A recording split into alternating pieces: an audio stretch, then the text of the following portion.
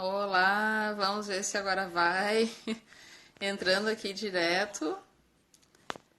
Vamos avisar aqui apenas a Dani. Vamos aguardar todo mundo. Também. Agora vai.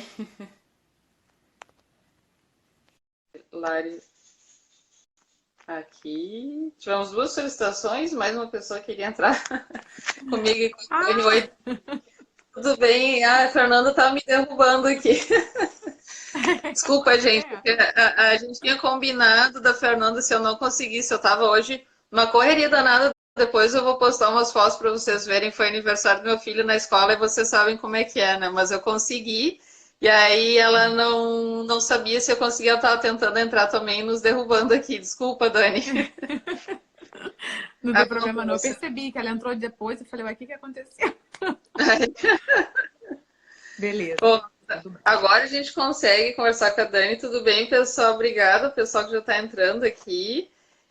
Depois, para vocês saberem que também vai ficar gravado, a gente sempre deixa gravado aqui. E no nosso blog, lá em www.minigente.com.br/blog, a gente sempre deixa lá. Então, é bacana, ou quem estiver aqui, que assistir, que vai gostar do papo, pode compartilhar, dizer para assistir tanto aqui quanto depois lá, como fica só 24 horas, a gente tem mantido todas as lives salvas lá, que sempre tem um papo muito interessante, a gente traz o pessoal para falar com vocês aqui com assuntos muito legais, né? E a Dani conhecia através também aí do Instagram, né? Escaneando e vendo, eu vi uns textos muito bacanas. Eu disse assim, Dani, vamos fazer uma live juntas. É isso. E foi super rápido, né, Dani, para combinar.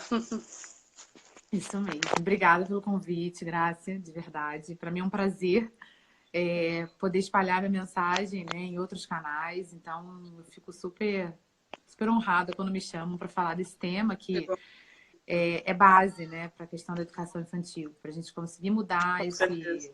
esse tipo de padrão, né, a gente tem que olhar para nossa infância. Ali estão as respostas para a maioria das coisas.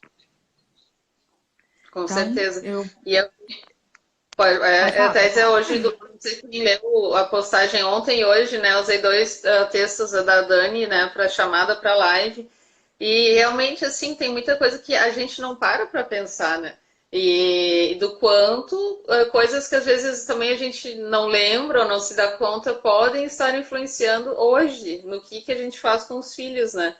Com certeza. Principalmente, como tu disse, assim, não necessariamente é um trauma, né? É um jeito que a gente foi educado que não diria, digamos, tão positivo, de repente. Uhum, É exatamente. difícil a gente, claro, criticar os pais, né? A gente sabe que fizeram o melhor que eles puderam, enfim. Aí depende muito que tipo de educação, o acesso que se teve, e antigamente era bem diferente, né, Dani? Com certeza. Antigamente não se tinha esse nível de consciência, não se tinha acesso à informação como a gente tem hoje, né? Então, sem dúvida, né? A gente sempre parte do princípio que, mesmo errando, a gente erra querendo acertar, né? Então, os pais É. fizeram o que eles podiam realmente com aquele nível de consciência que tinham, com as informações, com as vivências deles, com as experiências, Uhum. com as suas crenças, né? Com a sua infância. Tudo isso influencia. É. Sem dúvida, quando o pai antigamente aplicava um castigo, ele estava achando que ele realmente estava fortalecendo e educando o filho. Né? É óbvio que a gente parte de casos que o pai castigava de maldade, porque ele estava jogando todas as suas feridas em cima do filho. Mas a maioria das vezes, né, numa família normal, é um pai querendo corrigir o filho para que o filho não volte a errar. Né? Porque errar não era aceito e errar não era bem visto. Então, assim, ele quer que o filho vá pelo caminho certo. Então, não existe maldade na intenção dele, né? A intenção é positiva, É. mas os efeitos são os que Sim. são. São É. desrespeitosos, causam muitos traumas, causam, sim, geram muitas crenças. A pessoa que é educada nesse padrão autoritário tem muitas crenças a seu respeito que a desvalorizam. Né? Ela não Uhum. acredita nela, enfim. Ela não se acha merecedora, ela acha que ela deve ser, ela realmente deve sofrer quando ela erra, né? Enfim. Na verdade, quando a maior parte de nós foi educada nesse modelo autoritário, né? Apesar de que talvez na nossa geração a gente não tenha pego tanto autoritarismo assim, É. mas o castigo era algo recorrente, né? Engole o choro, fica quieto, você não tem que pensar nada, criança não querer, enfim, esse tipo de mensagem chegava o tempo inteiro pra gente. E a gente chega uma hora que a gente acaba acreditando nisso. Ah, não, quando eu crescer, eu tomo as minhas decisões, eu tomo as minhas atitudes, eu faço o que eu quiser. Só que muitas vezes, no modelo assim repressivo, quando a gente cresce, a gente fica assim, tá, e agora? Não tenho ordem para receber, o que que eu faço? A pessoa não está acostumada a tomar decisões, a buscar soluções para um problema, porque errou, era castigo, e não pensa mais nisso. Né? As pessoas acham que... Eu ainda me surpreendo com algumas mensagens, principalmente quando eu escrevo sobre castigo, eu escrevo com alguma frequência sobre castigo, para levantar, né, esse tipo de questionamento. E eu sou muito acolhida por um lado e sou muito atacada por outro. Né? Porque as pessoas confundem falar em educação respeitosa com falar em permissividade. Né? E eu tenho vários textos sobre permissividade no meu perfil, porque o padrão permissividade não é respeitoso com a criança. Né? Não é porque eu não estou castigando que eu estou sendo permissivo. Uma coisa não tem nada a ver com a outra. Né? Então, o ser permissivo é poder tudo. Né? É a criança poder decidir o que ela quer fazer da vida dela, a hora que ela quer, enfim. E os pais, deixa a criança, vai passar. Isso é ser permissivo. É não colocar nenhum tipo de limite. Então, nesse padrão permissivo, a criança se sente completamente perdida. Ela se sente desprotegida, ela se sente insegura e ela não se sente amada. Né? E o mais incrível é que esses... Fala. Desculpa, não ia te interromper, mas isso entra também da permissividade e a culpa, né? Hoje em dia muito, trabalha, passa o dia inteiro fora e chega da noite, deixa fazer o que quer, fim de semana, né? Exatamente. Ou até assim, aí tem também a questão do, tô cansada, tá, deixa, né? E vai deixando fazer o que quer, né? Tem mais esses lados. Tem muito a ver com isso. E tem muito a ver também com a educação provavelmente autoritária que esses pais receberam. Muitos pais partem para a permissividade porque sofreram tanto na infância que realmente eles não querem replicar de maneira alguma aquilo pelo qual eles passaram. Só que eles vão para o polo oposto, eles polarizam, né? E nenhum nem outro é o ideal, porque nenhuma das duas abordagens é respeitosa com a criança. E acontece também muito em casos de pais que estão se separando. Se sentem culpados por estarem infligindo sofrimento à criança, então acabam deixando mais do que deveriam. Né? E nesse processo a criança acaba se perdendo mais, porque ela, sem dúvida, qualquer criança precisa de limite, a criança não tem noção dos limites. A questão que eu falo é como a gente estabelece esses limites? É impondo, é obrigando a criança a fazer o que a gente quer, ou não digo nem negociando, mas é com foco em soluções, né? Vendo o que respeita também os ritmos da criança, porque a gente não está acostumado a respeitar os ritmos da criança. E eu falo isso porque com propriedade, porque eu sou uma pessoa que eu tive que entrar num processo profundo de autoconhecimento para começar a entender os ritmos dos meus filhos, né? Para entender os bloqueios que eu tinha da minha infância, para entender por que eu queria que a coisa fosse feita do meu jeito e acabou, né? Tudo isso tinha a ver com a educação que eu recebi e que não foi nenhuma educação super autoritária, né? Eu gosto de explicar até para as pessoas que você não precisa ter tido uma educação, uma infância traumática para você ter uma criança interior ferida, né? Porque nessas horas, os nossos filhos nos fazem nos conectar com essas memórias do passado, né? Muita gente me escreve dizendo, Daniela, não lembro nada da minha infância. E esse não lembrar nada já é uma grande bússola para mostrar para a gente que talvez a infância não tenha sido tão acolhedora assim, né? É uma forma da nossa mente proteger a gente do desamparo, da falta de acolhimento, da falta de amor incondicional, né? Então a gente esquece o que aconteceu. E fala, não lembro de nada. Mas um norte pra gente é justamente ver como a gente reage aos comportamentos desafiadores dos nossos filhos, como a gente reage às demandas emocionais dos nossos filhos, como é que a gente se sente, se a gente se sente sufocado, se a gente, não, eu não tenho para dar. Né? Isso tudo tem sim a ver com a nossa infância, né? Nesse padrão de busca pela perfeição, no qual a gente cresceu, né? Porque se erra tem que ser castigado, justamente para não errar de novo. Esse padrão é um padrão que não permite errar. Então busca o tempo inteiro acertar. E a gente acaba engolindo, né? Reprimindo o que a gente sente, não manifestando as nossas emoções, porque não era permitido muitas vezes, justamente porque mostrar que tinha emoções era uma coisa que é feio, né? Ai, não, você não tem que sentir isso, que isso é feio, né? E eu não entendo de onde tiraram que sentir alguma coisa é feio. Eu escrevo muito que essa questão dos sentimentos não tem moralidade, então por que sentir ciúme, por exemplo, é feio? Por que ter raiva Uhum. de alguém é feio? Né? Não é feio, são sentimentos e fazem parte, a gente precisa deles para evoluir. Essa coisa do chorar vai muito dos os pais, normalmente tem isso, o homem, né, do não chora. E eu vejo às vezes o meu marido mesmo, às vezes para às vezes não, né, não é assim. Outro dia, ontem a gente chegou, e aí um parente, assim, né, uma história para ilustrar, assim, também, eu tenho dois, um de 5, que fez 6 agora, né, e o de 3 aí de 3 estava meio se choramingando e tal, porque ele queria tirar do irmão uma coisa, e disse, não, ele tem mania sempre arrancada, e claro, ele chorou, né, e aí eu meio que, na hora até usei uma expressão errada, eu falei pro meu esposo assim, lágrima de crocodilo. Ele, não, na verdade não é. Aí ele me corrigiu também, né, se ele tá sentindo.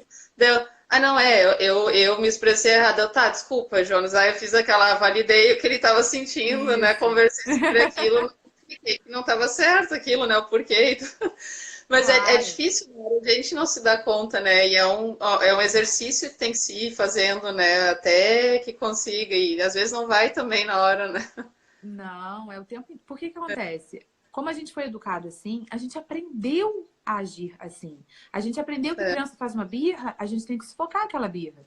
A gente aprendeu que criança faz uma birra e ela tá querendo desautorizar a gente, medir força com a gente. E não é nada disso. Né? Quando eu comecei, muitas pessoas não sabem, né? Ainda mais como eu tô em outro perfil, eu gosto sempre de falar, eu sou advogada, né? Sou uma advogada que resolveu mudar a rota. Mudei a minha rota ano passado. Eu sou mãe de Que 3 legal. crianças e assim, eu amava tudo que tivesse a ver com criação com apego e tal. Achava super lindo, lia muito, me certifiquei como educadora parental em disciplina positiva, entrei numa formação de criação consciente, educação emocional. Mas e aí? Como é que a gente coloca em prática todo esse conhecimento, né?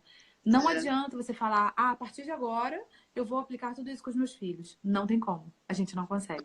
Simplesmente porque a gente tem que mudar, curar tudo que ficou para trás, né? E entender que esses padrões, esse engole o choro é automático, porque a gente ouviu isso. Então, o nosso cérebro aprendeu a reagir dessa maneira. São padrões aprendidos e introjetados.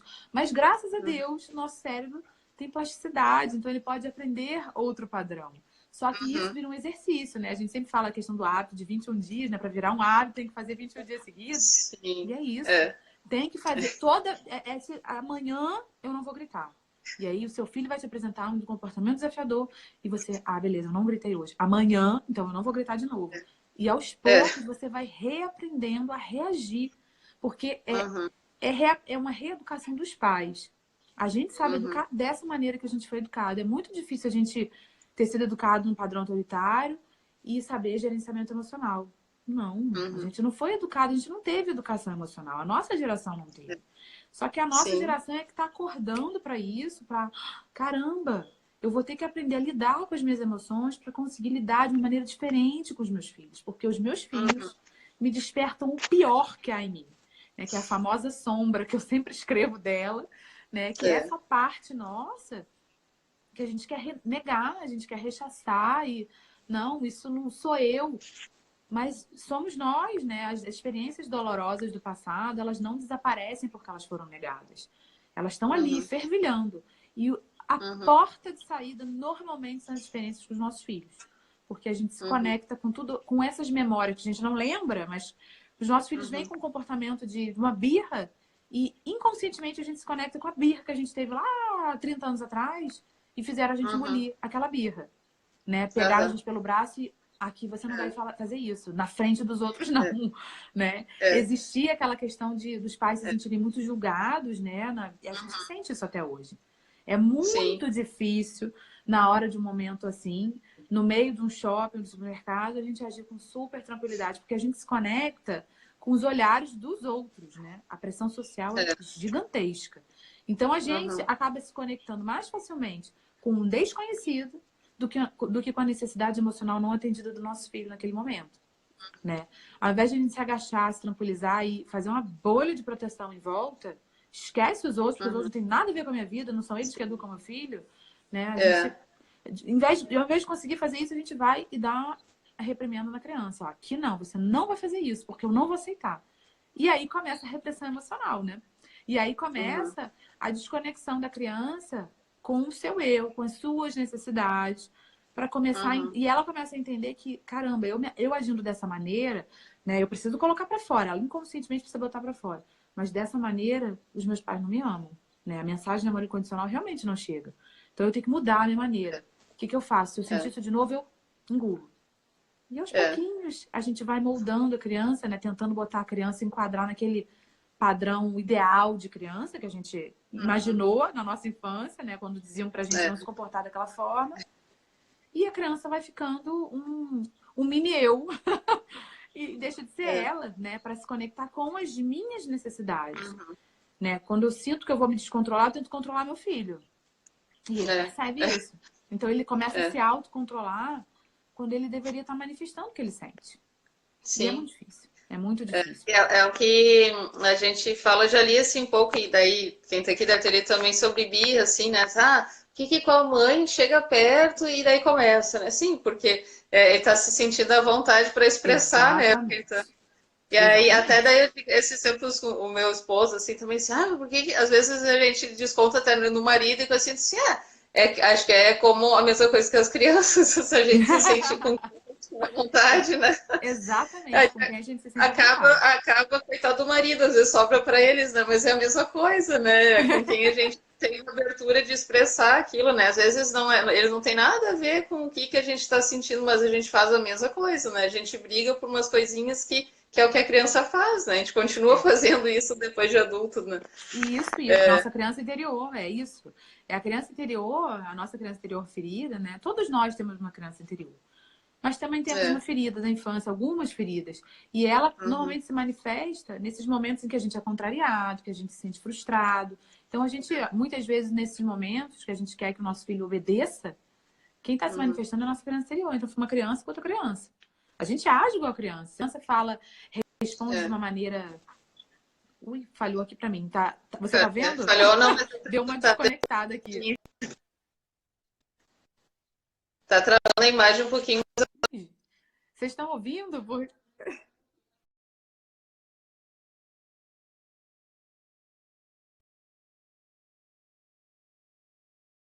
Pessoal que tá vendo, diz se vocês estão...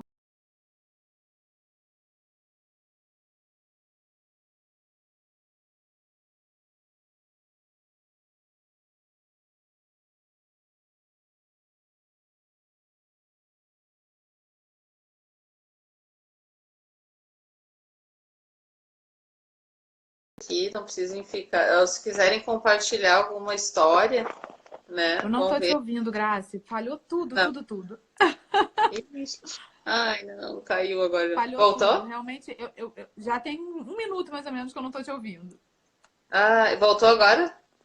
Voltou agora, mas você tá meio tremida, mas eu tô te ouvindo. Tá. Eu nem sei que ponto que eu parei. Que eu fiquei falando, agora voltou.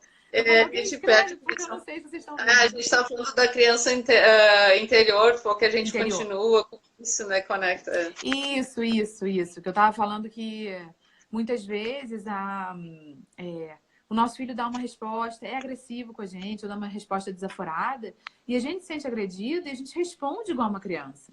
A gente não responde igual um adulto que sabe de gerenciamento emocional. Você vai falar comigo? Então também não vou falar com você. E vira a cara e vai embora. Isso não é a resposta de um adulto, mas é muito comum.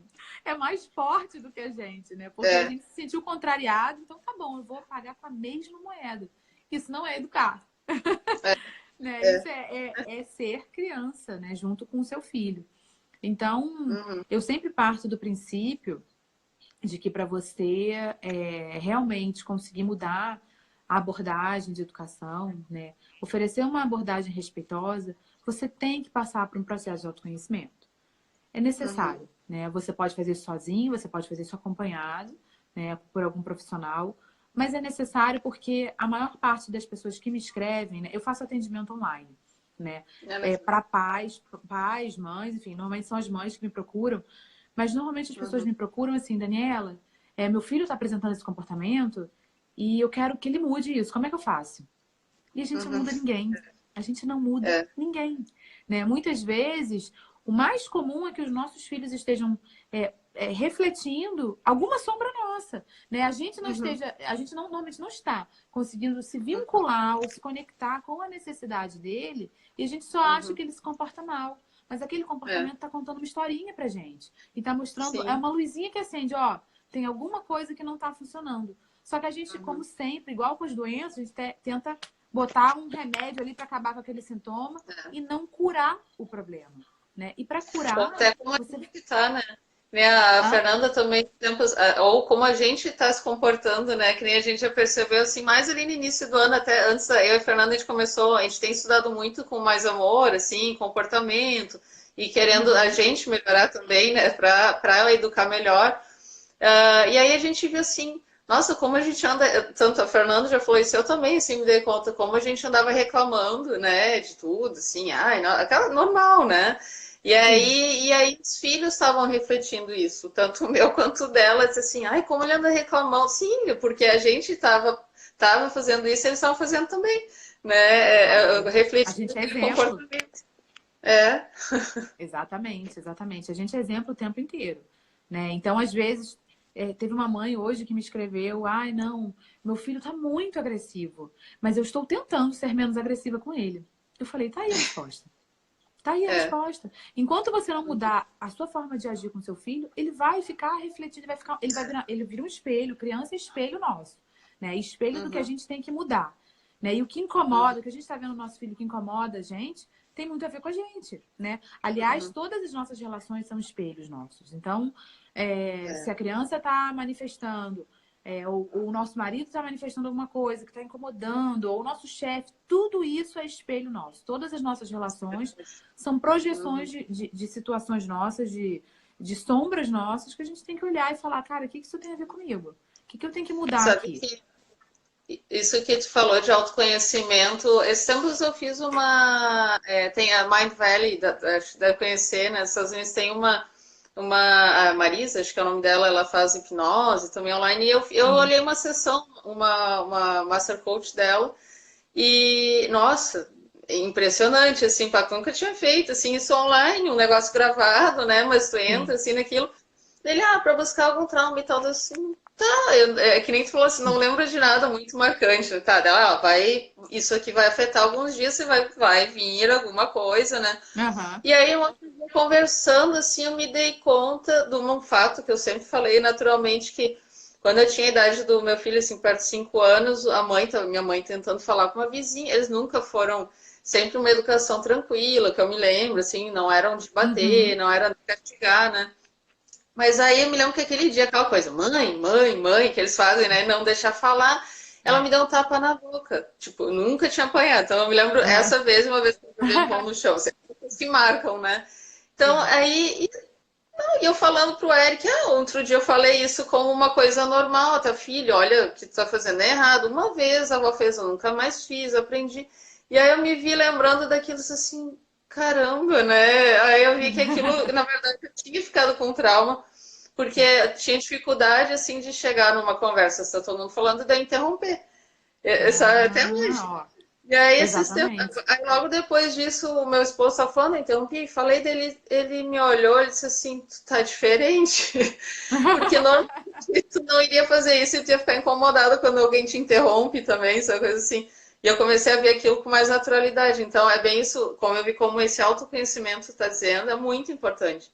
Sim, E aí sim. tem muito mais coisa que a gente tem que ver, né? Claro, é só um exemplo, assim, até para dividir com o pessoal de como realmente a gente não se Claro. dá conta, né? É. Não, não. Na verdade, muitas crenças, na verdade, a maior parte das nossas crenças se formam quando a gente é criança, né? De acordo Uhum. com o que a gente ouve dos nossos pais, né? De como a gente é educado, das vivências da própria família, afeta toda a nossa vida, né? Se a gente, eu até tenho um post que fala sobre isso. Se os nossos pais viram pra gente, e fala que trabalhar é muito cansativo ou que trabalhar trabalho estável, trabalho tem que ser estável e tal, empreender é muito difícil. Tudo isso vai ficando na sua cabeça, você cresce vinculando o trabalho a uma coisa desagradável, não é prazeroso, é uma obrigação. não, empreender é muito difícil, não, eu tenho que ter um emprego estável. E você fica limitado naquilo, achando que viver no trabalho é isso, é uma coisa ruim, né? Depende muito. A questão, até que eu ouço muitas mães falando, e eu era assim também. Filha, às vezes meus filhos pegavam moeda, pegavam dinheiro para, eu vou contar meu dinheirinho e tal. Eu lavo a mão que o dinheiro é sujo. Ai, meu Deus, eu tô repetindo o que minha mãe falava, e isso afasta o dinheiro, né? Porque isso são crenças limitantes. Dinheiro, se você pensa que uma coisa é suja, você não vai querer ela perto de você. Se você pensa que quem tem dinheiro é uma pessoa que não é honrada, é uma pessoa que rouba, que não é justa, que não é honesta, você não vai querer ter dinheiro. Né? Porque você acha, isso eu não quero ser, então deixa eu ficar sem dinheiro, que eu tenho uma vida simples. Dia não dá em árvore, né? Aquela coisa também E isso vai entrando de uma maneira, quase mensagem subliminar de publicidade, sabe? Que entra, você nem percebe. É assim que a gente vai formando as nossas crenças, e essas crenças são muito limitantes. E tudo mais que a gente ouve. Então, assim, eu falo muito do poder do discurso materno, né, no meu trabalho, porque o que a gente lembra é o que foi nomeado, né? Então, se a nossa mãe ou o nosso pai nomearam alguma situação, a gente vai lembrar. Não necessariamente o que aconteceu, a gente vai lembrar o que nomearam. Então, por exemplo, se eu era uma criança, toda vez que eu manifestava alguma coisa, minha mãe ia e me castigava, e ela falava, você é muito difícil, você é uma criança muito difícil de educar, você vai crescer lembrando que você era uma criança difícil. Eu já ouvi isso demais dos meus clientes. Eu era uma criança muito difícil. Eu falei, quem foi que falou isso pra você? Minha mãe falava isso. É por isso que você lembra. Agora, você lembra o que você sentia quando você era difícil? Não, não lembro. Porque tudo aquilo, às vezes a solidão com a qual a criança está vivenciando uma situação, ou a raiva que ela está sentindo, ou a tristeza que ela está sentindo, nada disso foi nomeado. Em nenhum momento chegaram, filho, você está triste por quê? O que você está sentindo agora? Então a criança não se conecta com essa memória, mas se conecta que eu era muito difícil. E aí ela costuma legitimar todo o desrespeito com o qual ela foi tratada. Não, era muito difícil, por isso eu tinha que ser castigada. Eu entendo meus pais. Não entende nada. Isso foi o que a gente ouviu a vida inteira e a gente está reproduzindo igual um papagaio. Né? Mas não é a realidade. Foi o que os nossos pais nomearam pra gente. Se tivessem nomeado que a gente estava sentindo isso, que a gente estava sentindo aquilo, que estava ali do nosso lado, e que, enfim, eu tô aqui para o que você precisar, com empatia, a gente ia lembrar, provavelmente, com certeza, dessas situações, desse acompanhamento emocional, e a gente ia conseguir reproduzir isso com os nossos filhos. Só que a gente não sabe fazer isso porque a gente não foi educado assim. Então não tem essa memória, esse registro, né? Tá. A criança está se sentindo frustrada, então eu vou me agachar e vou falar com ele. Não sei de nada disso. A criança se sente frustrada, não sabe gritar, o que eu faço? Eu abandono ela. Você vai ficar gritando? Então fica aí sozinho. E você sai de perto. É o que a gente faz normalmente. A gente fica tão enraivecido. Por quê? Porque essa raiva que está guardada há 30 anos vem à tona e explode, extrapola igual um vulcão. É isso que acontece. E aí é justamente isso que eu tenho que começar a trabalhar. E começar a entrar em contato com essas dores do passado. Isso é necessário. Porque enquanto essas dores não forem liberadas, né, não forem integradas, isso vai continuar na minha sombra. E essa sombra vai se manifestar o tempo inteiro durante a educação dos meus filhos. Não tem jeito, sabe? Então, quando as pessoas me escrevem buscando atendimento porque precisam que o filho mude, é raríssimo eu ficar nos filhos. Tá, essa é a questão trazida, então vamos voltar lá para a tua infância?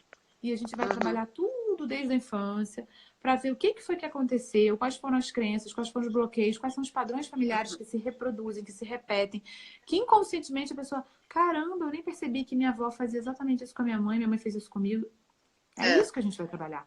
E só assim você consegue entender o que aconteceu para não reproduzir com seu filho. Para você você toma consciência. A partir do momento que você toma consciência, aí você fala, o que eu faço com essa informação agora? Eu posso continuar no mesmo ou mudar. E aí é uma questão da pessoa querer, né? Aí já não é meu trabalho. A pessoa tem que querer mudar.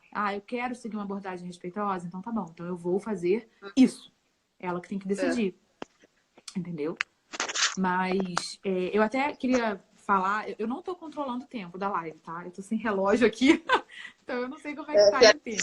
E eu consigo também, mas tem tempo ainda.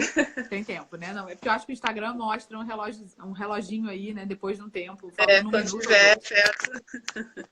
Então tá, eu até queria falar pro pessoal que eu tô com inscrições abertas, tá no meu, tem um link azulzinho no meu perfil, na minha bio, né? Para a Semana da Parentalidade Consciente. Então a pessoa tem que se inscrever, tem confirmação dupla de e-mail e tal, para ela poder ter acesso a 3 aulas que eu vou dar online gratuitas. São aulas gravadas, né? Mas são com conteúdo exclusivo que eu estou preparando para essa semana, para as pessoas. Todo o meu trabalho é de conexão, não é um trabalho de eduque seu filho assim. Não, eu explico por que a pessoa não consegue educar o seu filho assim, né? E o que ela pode fazer para começar a mudar, porque é isso, a gente tem que usar essa plasticidade do cérebro para reaprender a educar os nossos filhos, né? Então, para quem quiser se inscrever, as aulas vão começar a ser liberadas dia 17, segunda-feira, mas é só para quem estiver inscrito, é para uma lista que tá dos inscritos, né? Então, assim... gente, depois eu vou postar aqui também um resuminho e eu coloco o link. E depois lá no nosso blog a gente coloca também para o pessoal não perder, hein? Eu vou ver também. Ótimo, ótimo. Então se inscreve, se inscreve. Então, assim, eu gosto sempre de falar, eu falo muito isso, eu escrevo muito isso nos meus posts, porque isso é recorrente, cada vez mais a gente vai tomando consciência que a partir do momento que a criança deixa de manifestar as suas emoções, né, para se conectar com as necessidades emocionais dos pais, ela já está dentro de um quadro de abuso emocional. O abuso emocional não é pais maltratando filhos, né? Pais que batem, espancam, não é isso. Não, isso também é, mas ele não é tão escancarado assim. O abuso emocional é quando a criança entende que sendo ela está incomodando. Então ela deixa de ser ela.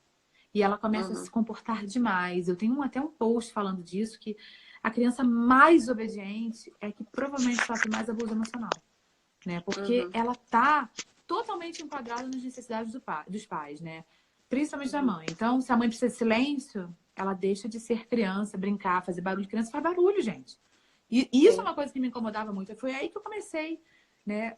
Uma parte do meu processo de autoconhecimento, que eu comecei a perceber que os meus filhos brincando, falando alto, me incomodavam demais. Eu ficava enraivecida com aquela gritaria. E eles estavam brincando. E aí tinha uma visita na minha casa e falou: ai, gente, adoro casa barulhenta com criança. Eu falei: sério? Eu tô aqui me segurando porque você está aqui para não dar um escândalo com os meus filhos. Eu tô incomodadíssima. Eu falei: cara, como as experiências são diferentes. E aí eu comecei a tentar lembrar. Eu falei: mas por que me incomoda tanto a gritaria das crianças? E aí eu me lembrei: gente, na minha casa, quando eu era pequena, só tinham adultos, né? E esses adultos, ninguém falou, Daniela, fala baixo. Mas eu percebi, né, com o funcionamento da casa, de que se eu falasse alto, se eu brincasse fazendo barulho, eu ia incomodar, né? E aí eu queria realmente ser uma criança amada. Todas as crianças querem se sentir aceitas, amadas, importantes. Sim. E da forma como eu fui criada, né, eu fui percebendo que eu tinha muito medo à rejeição. E para não ser rejeitada, eu preferia agradar os outros, me adequar às necessidades dos outros. Então, eu reprimia a minha natureza infantil de fazer barulho, porque criança normalmente brinca fazendo barulho, né? E eu era filha única. Então, essa repressão não desapareceu, né? Não desaparece quando eu nego, tá ali. E foi o quê? Entrar em contato com as brincadeiras dos meus filhos, que isso tudo veio à tona. E eu percebi que eu me incomodava demais. Então, assim, o incômodo não passou. A questão é como eu gerencio esse incômodo agora. É gerenciamento emocional. Eu tô sentindo o quê? Raiva deles? Não, por que eu tô sentindo raiva, tá? Então, deixa eu sair de perto, né? Tentar respirar. E, às vezes, quando aquilo tá sendo demais pra mim, eu viro pra eles e falo: vocês podem falar um pouquinho mais baixo? A mamãe tem muita dificuldade ainda de lidar com barulho e tal. Não tem nenhum problema vocês brincarem, não tem nada. Não é com vocês, é comigo. Tá? Então, se vocês puderem baixar um pouquinho o volume, eu agradeço. E aí, com isso, eles foram respeitando, não, mas eles foram entendendo, e hoje em dia a gritaria já não me incomoda tanto, né? É claro que se algum dia eu tô mais cansada, eu tô preocupada com alguma questão do trabalho, ou eu não tô tendo tempo para mim, né? Eu falo muito da questão do autocuidado, da nossa nutrição emocional. Tudo isso afeta. Se teve uma discussão com o marido e aquilo tá abalando a gente, tudo isso vai afetar o nosso nível, né, de paciência. Né? Se eu estou Sim, preocupada com com o certeza. trabalho, eu vou querer que as crianças durmam logo, porque eu preciso voltar a me conectar com o trabalho. Mas isso é uma questão É, minha, não é um problema sim. das crianças, né? E aí começa a brigar. É, Exatamente. A gente normalmente começa a brigar com as crianças, não é por um problema delas. Elas não têm problemas normalmente, né? É por uma é, necessidade não atendida nossa. E é é. curioso que as nossas necessidades não atendidas, que tiram a gente do sério, que são gatilhos para nossa raiva vir à tona, são os gatilhos dos nossos filhos também, né? Às vezes É. a criança ouvindo o não gera uma frustração gigante nela. Só que a gente acha que Uhum. ela tem que ouvir o não e ficar feliz, entender que aquilo tá. É, Não, você tem que entender que não é não. Não, cara. Se é, você ouvir não é não em algum momento da sua vida, você vai ficar tranquilo? Por que não? é. Peraí, eu quero questionar isso, né?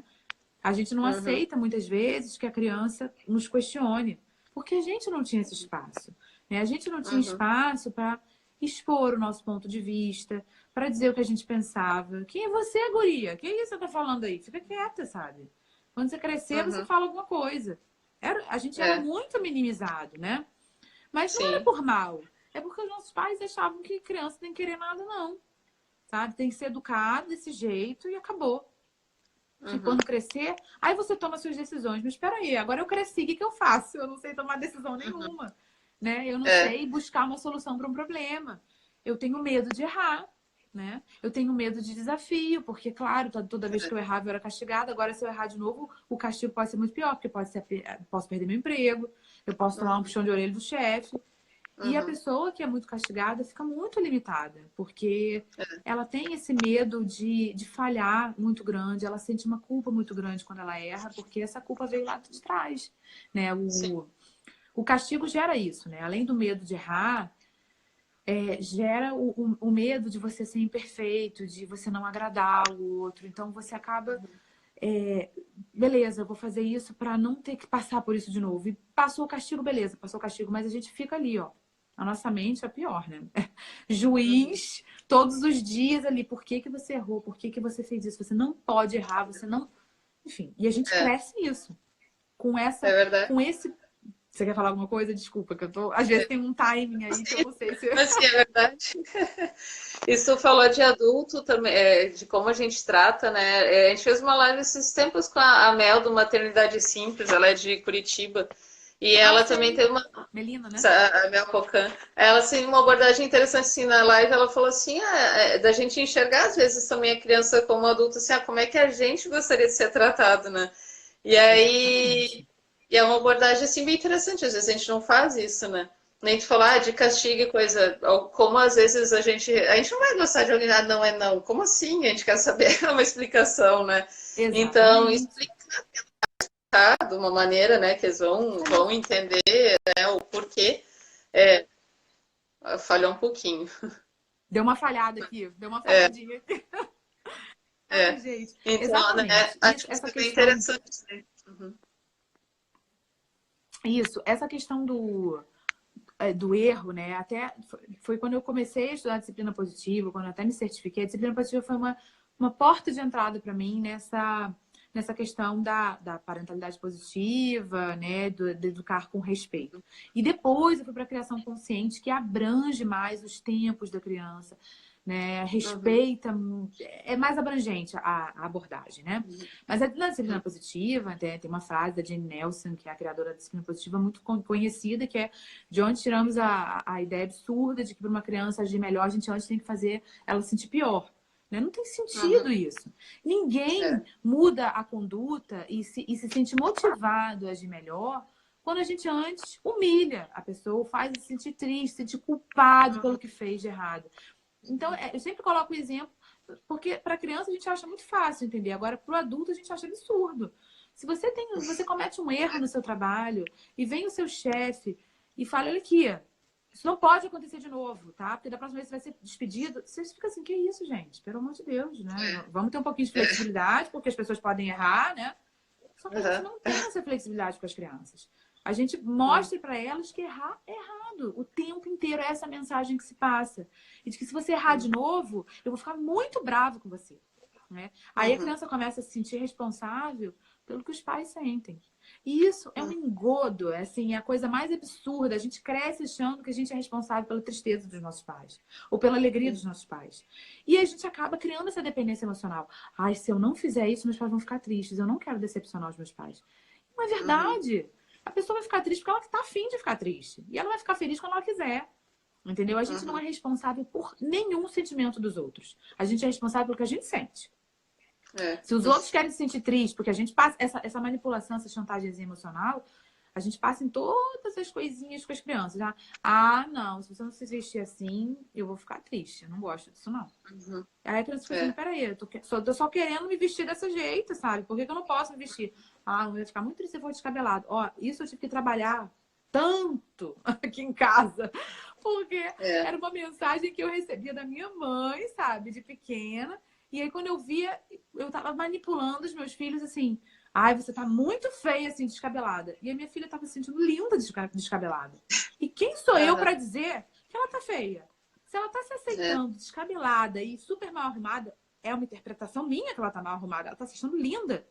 É assim que a gente começa a podar a criança e a capacidade dela se sentir bem com ela mesma, sabe? Porque a gente não precisa estar linda e maravilhosa para estar bem, né? O estar bem, estar feliz é um padrão mental, né? E a gente criou essa fantasia de que, ai, não, se eu sair mal arrumada ou descabelada, as pessoas vão me olhar. A gente tem esse medo do julgamento externo o tempo inteiro, porque isso vem desse padrão de castigo, né? O que vão pensar de mim se eu fizer isso? E aí a gente projeta isso para os nossos filhos. O que vão pensar da gente se meu filho for com essa roupa na festa? Problema do que vão pensar. E eu tive que trabalhar todo dia. Né? Eu até escrevi ano passado um post que o meu filho quis usar. Agora a gente está entrando no verão aqui.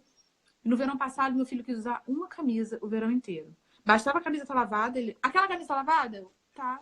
Eu quero ela. Eu falei, ai, filho, de novo essa camisa. Eu gosto, é a camisa que eu mais gosto. Eu, tá bom. Eu ficava assim, ai, meu Deus, as pessoas só vão ver ele com a mesma roupa, sabe? Parece que a criança não tem roupa.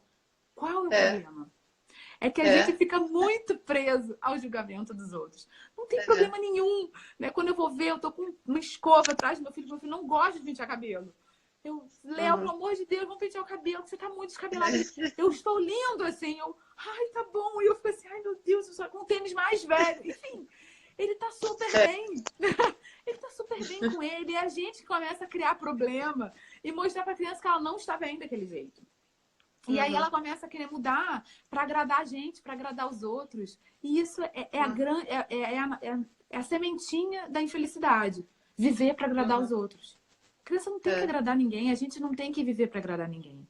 Né? E a sementinha da dependência emocional. De estar o tempo inteiro buscando a aprovação alheia para se sentir bem. Ai, eu realmente sou bonita assim? Eu tô bem. Você gosta de mim desse jeito? É horrível. E quantos adultos a gente não vê fazendo isso? Né?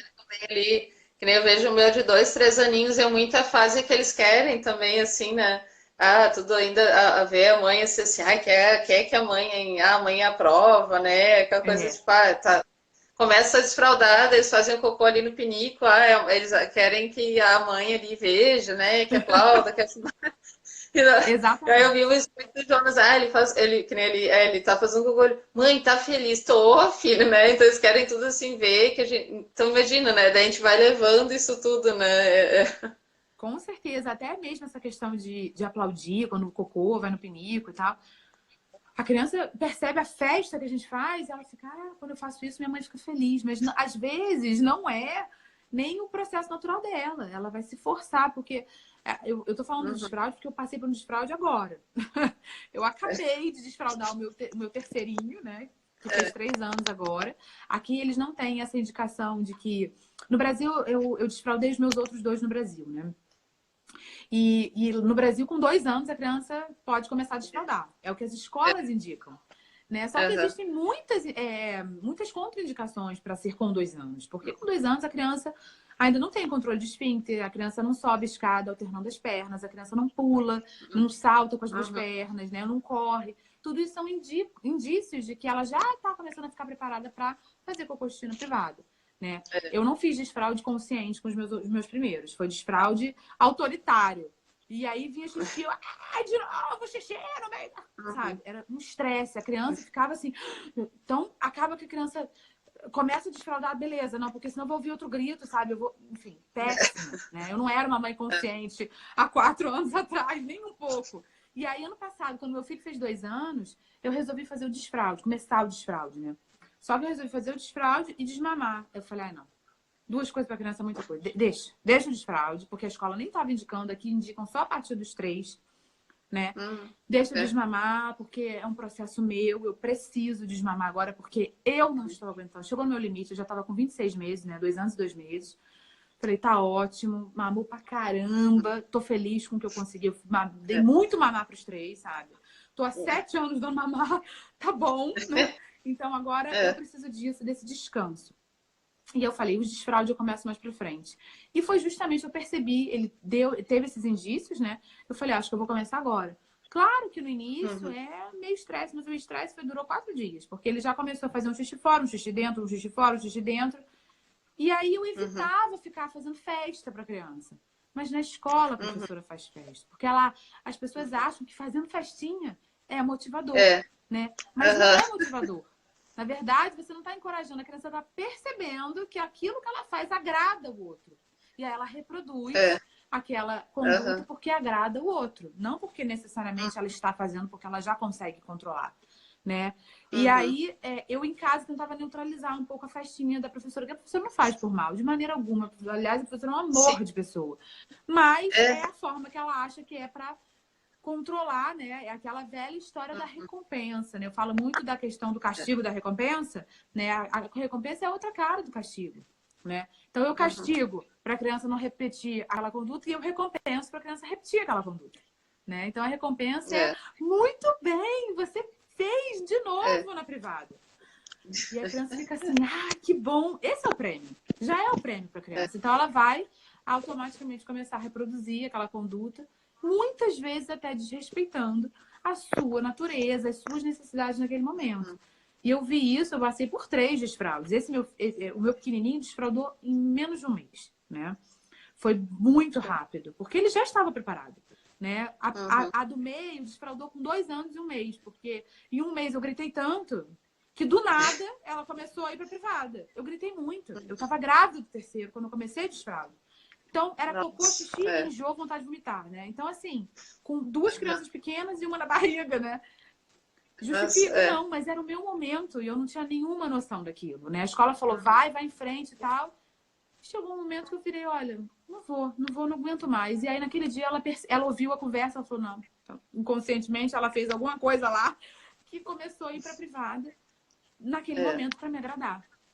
Então, tudo isso, a questão das recompensas, né, e tal, eu falo muito que as pessoas confundem. Ah, não, se eu recompensar, se eu der um prêmio porque tirou uma nota boa, porque teve um comportamento legal...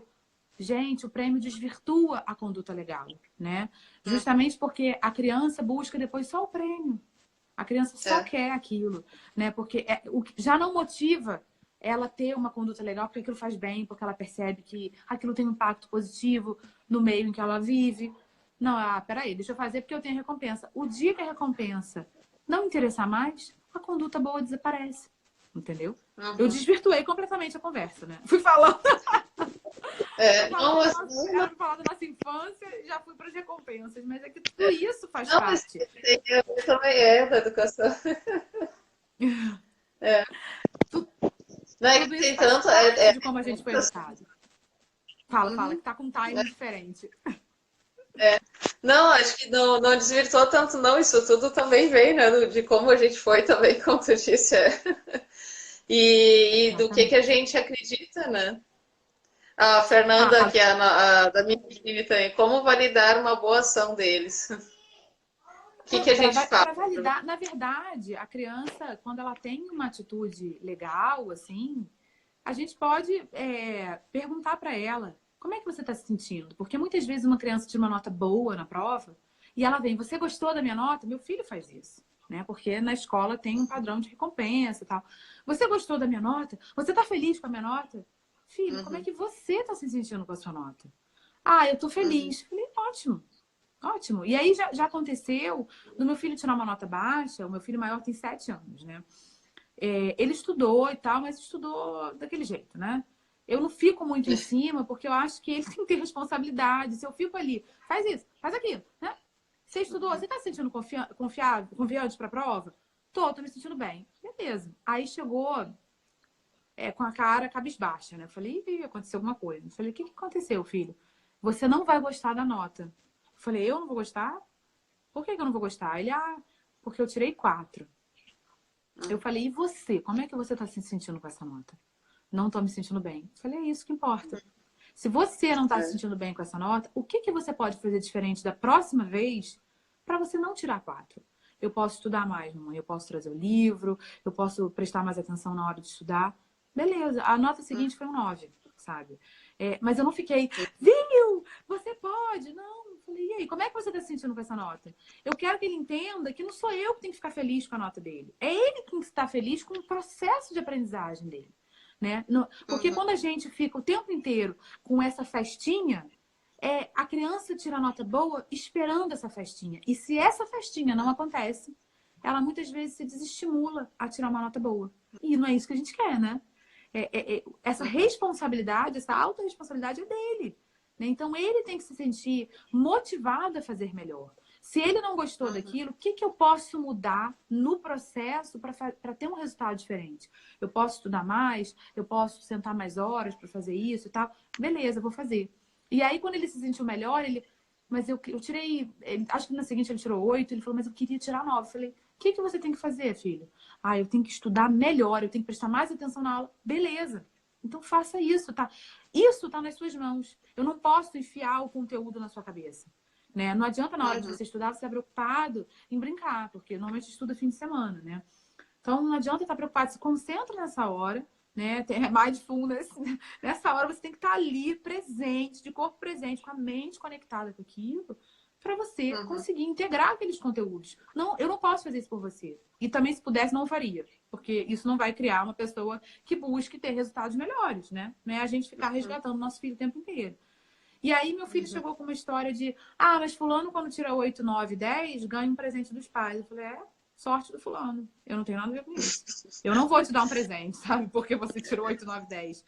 Tipo, legal, as pessoas educam como querem, mas cada família tem uma forma de funcionamento. Eu não acho que eu estaria te educando te dando um presente, porque você estaria tirando a nota boa para ganhar um presente. Então, eu não vou fazer isso, filho. Se você está esperando tirar uma nota boa para ganhar um presente, esquece. Volta a tirar uma nota baixa e você assume as consequências disso. E a Fernanda já tem um hábito também de conversar de noite, assim, com eles, fazer assim. Voltou. Eu tinha dado uma. Ui, falhou. A gente conversa, assim, com eles, assim, que ele procura fazer um momento, assim, de noite, assim, como é que foi o dia, né? Tento explicar o que é gratidão. O Jonas ainda não entende muito, né? O que quer dizer obrigado, uma coisa, uma mistura um pouquinho, né? Mas deixa ele falar. Daí ele mesmo fala, agora eu quero falar. Quando o humano não para de falar, daí eu agora, né? E deixa. Ele fala às vezes umas coisas nada a ver, mas tudo bem, né? Participa do momento. E aí a gente procura. Eu tenho brinquedo, eu tenho um sapato, eles falam assim. Às vezes eu valido assim, eu mostro algumas coisas legais, tipo, se eles fizeram alguma boa ação, às vezes é difícil assim também, né? Mas assim, lembra, olha como a mãe ficou feliz, a gente fala às vezes isso também, né? Olha, tu não vê, olha como que bacana, tu fez isso pro humano, ou aquele momento, estava tão legal vocês dois juntos. Sei lá, tentar ver algumas coisas assim com boas ações e com como eles se comportaram entre eles ou com outros, né? Que foi bacana, assim, né?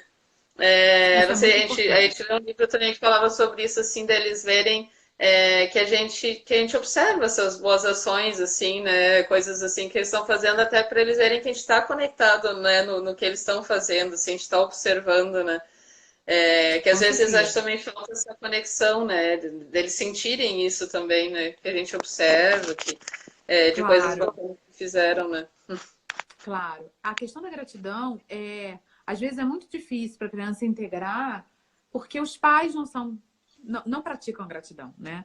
E eu percebo que depois que, aliás, a porta de entrada para eu entrar nesse mundo do autoconhecimento foi a questão da autorresponsabilidade, né? Que era uma dureza entender isso. Eu ficava, não é possível que fulano me irrita e a responsabilidade é minha. Não é possível, eu ficava nervosa com isso. Até que eu falei, sim, fulano te irrita porque você deixa, isso tem a ver com você, não tem a ver com fulano. Eu ficava, não é possível, isso não tem sentido. Né? E aí foi entendendo a autorresponsabilidade, questão da sombra, né? E começando a praticar gratidão. Agradeça por tudo. Eu era uma pessoa muito reclamona. Eu vivia reclamando, ah, porque fulano, sei lá o que, porque minha mãe, sei lá o que, a empregada, sei lá o que, qualquer coisa. Como é que meu filho vai praticar gratidão com uma mãe reclamando o tempo inteiro, né? Então, mudar... a gente, quando quer que os nossos filhos sejam isso, aquilo, um monte de adjetivos bonitos, a gente primeiro tem que se tornar esse adulto exemplo. Porque não tem melhor inspiração para eles seguirem do que a nossa. Né? É o que eles veem dentro de casa. Não é o que a gente fala, não. É o que a gente faz. Né? Então, quando você começa a conversar com a criança, né, explicar... Com os meus filhos, eu tive que mudar muito, porque... eu não era muito de castigar, mas eu ameaçava, sabe? Não vai fazer? Então já sei como é que você vai fazer. Né? A gente quer que a criança obedeça a gente, né? A gente tem aquela coisa de o meu é o certo.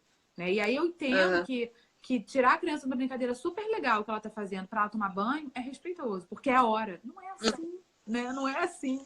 Eu tive que criar maneiras deles irem pro banho, porque eles tinham que entender que era a hora e tal, mas assim, respeitando os tempos deles e entendendo que a criança que chega da escola tá a fim de brincar com os brinquedos dela, ela precisa desse tempo dela, né? Então, assim, não vai fazer? Então tá bom, né? Aí ameaçava. E era assim que eu conseguia que meu filho... Eu nem sei porque eu comecei a falar disso, meu Deus, eu vou falando um monte de coisa. Qual era o tema? Eu perdi o fio da meada agora. A gente ajuda. Da gratidão. Né? Da gratidão. Isso, da gratidão. Eu tava falando da gratidão. E aí, eu queria que o meu filho respeitasse, desrespeitando ele. Falei, mas peraí, como é que meu filho vai respeitar alguém? É porque a gente tem essa ideia muito equivocada de que a criança vai aprender a respeitar respeitando, mas ela sendo desrespeitada. Né? Porque a gente ainda tem a ideia de que, não, antigamente as crianças respeitavam muito mais os adultos. Mentira! As crianças tinham medo dos adultos. E por isso elas se calavam. E por isso elas faziam o que os adultos queriam, porque elas tinham medo de um castigo, medo de um grito, medo de uma represália. Não é porque elas respeitam, não é porque elas tivessem aquele adulto, meu Deus, é minha inspiração, eu vou... Porque quando a gente respeita uma pessoa, primeiro quando a gente está conectada com ela, e depois quando a gente realmente admira aquela pessoa. Né? Então, se o seu pai é um ponto de admiração para você, você fica assim, caramba, eu quero ser igual ao meu pai. E aí você segue. Né? Você segue a pessoa porque você acha realmente que, pô, eu quero ser isso. Só que a gente é isso que a gente quer que o nosso filho seja, a gente é esse exemplo. Então, se a gente não é, fecha a boca, se torna esse exemplo, e aí seja exemplo da criança o tempo inteiro, todos os dias. Né? E um ponto necessário sempre, até para você corrigir o seu filho, é aquela história, né? Antes da correção, conexão. Se a criança está desconectada da gente, não se sente vinculada, ela não vai olhar para nossa cara, a verdade é essa. Né? É igual se você não tem admiração pelo teu chefe, você acha seu chefe um besta quadrada, né? Desculpa o termo, mas cara, não sabe nada, acha que sabe alguma coisa e tal. Aí seu chefe vem corrigir uma coisa no seu relatório, você fala assim, ele tá falando o quê? Nem sabe o que tá falando. Se você não se sente conectado com aquela pessoa, você não vai mudar a sua forma de agir, sabe? Você não vai querer seguir o que ela tá te indicando porque você não confia nela. Isso acontece com os nossos filhos. Tem que existir conexão, vínculo parental para a criança resolver mudar a atitude dela. Né? E isso como é que a gente trabalha? Com presença. Tempo de qualidade com a criança, né?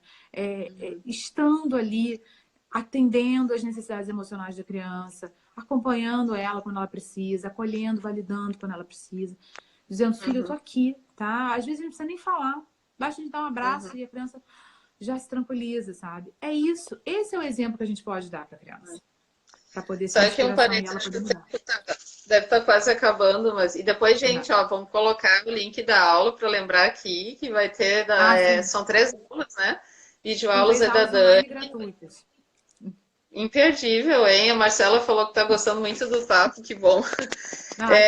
Mas isso, assim, de validar também, meu filho, esses dias... eu comecei vou começar aquela rotina assim, daí veio da escola, primeiro vou dar atenção. Larguei tudo, vou dar atenção, fiz tudo, à noite estava tudo bem. E ele fazendo coisa chamar atenção. Ah, vai acabar. E aí, só o parênteses que eu vi, o problema não era aquilo. O problema ele não tava, ele tava com o meu irmão mais velho.